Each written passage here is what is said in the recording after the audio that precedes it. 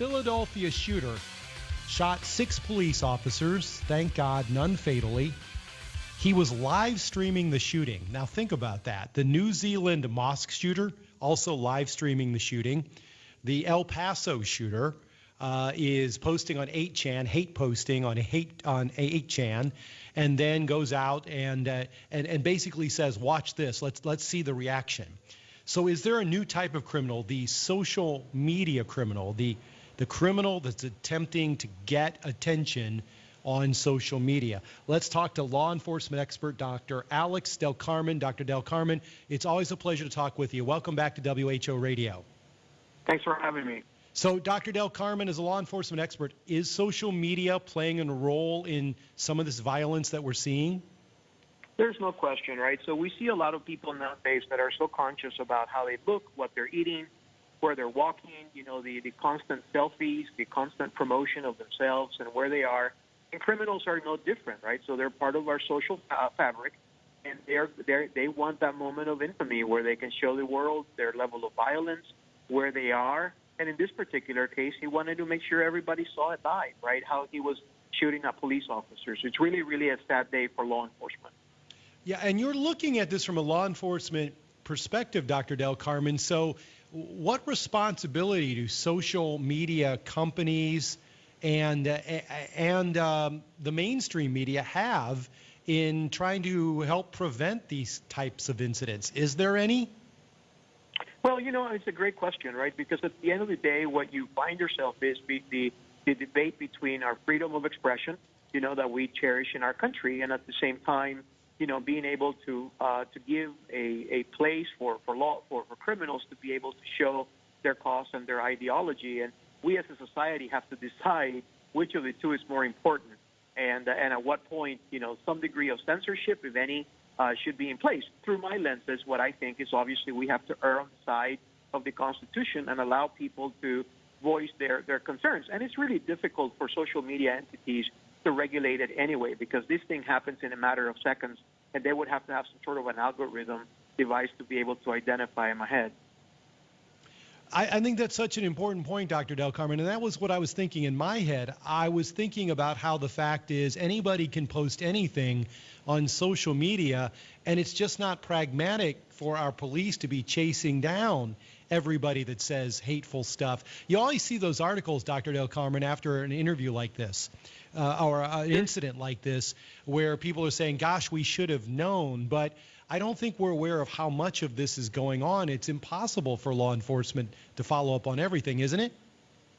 Absolutely, and not only that, we in the law enforcement community, sometimes we actually use it as a tool, right? In the sense that we are able to identify, where the bad guy is, right? So if somebody is shooting a selfie of themselves while they're shooting at police officers, there may be some things in the background that law enforcement can identify. There's also the geospatial GIS component of cell phones that law enforcement can track down. We can pin that phone. So we have various tools that we can use, especially over a prolonged period of time, that social media can help law enforcement, right? But look, criminals at the end of the day, they want their day in history, and we've seen it over and over again, and social media is just a conduit for them to do that. Yeah, Dr. Del Carmen, as you said, you and I are on the same page here. You have to err on the side of the First Amendment, but are you concerned about the fact that whenever there is an accusation that a police officer has mistreated somebody, that blows up on social media, and there's very little attention paid to the heroism by our law enforcement? Is that inflaming the situation according to what you see out there on social media?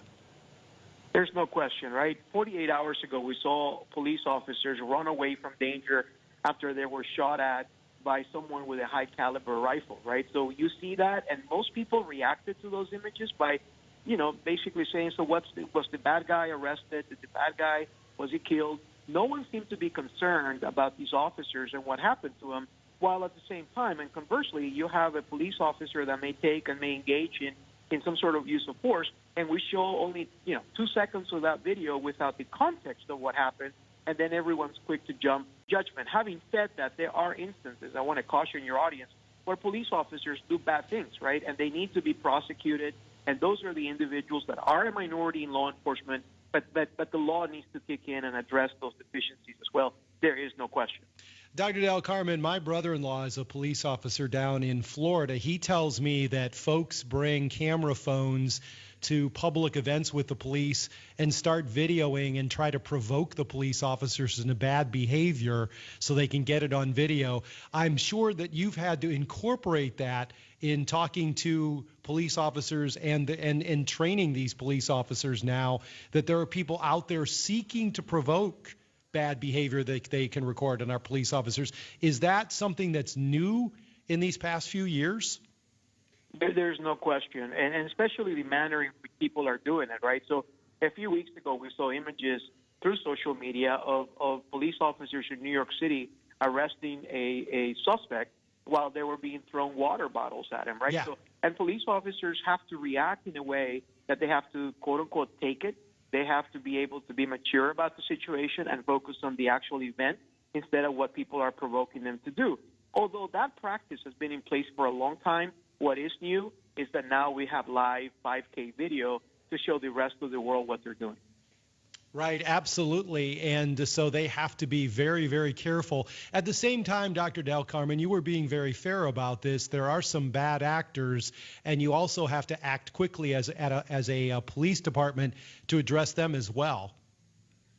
There is no question, right? I often say that the FBI estimates that there are 1 million police officers in the streets of the United States today.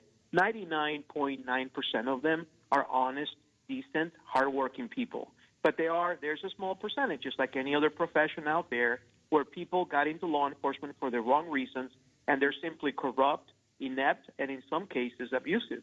And so those individuals are the individuals that we need to identify, hopefully be able to prevent them from entering law enforcement, and certainly not allow them to carry a firearm on behalf of the law, and ensure that they, quote unquote, protect us from our constitutional issues. So bottom line is we got to get rid of the bad apples, and we got to continue professionalizing policing. Absolutely. Law enforcement expert Dr. Alex Del Carmen. It is always a pleasure to talk to him on these important topics. Dr. Del Carmen, thank you for joining me today. Have a great weekend. You as well. Thank you.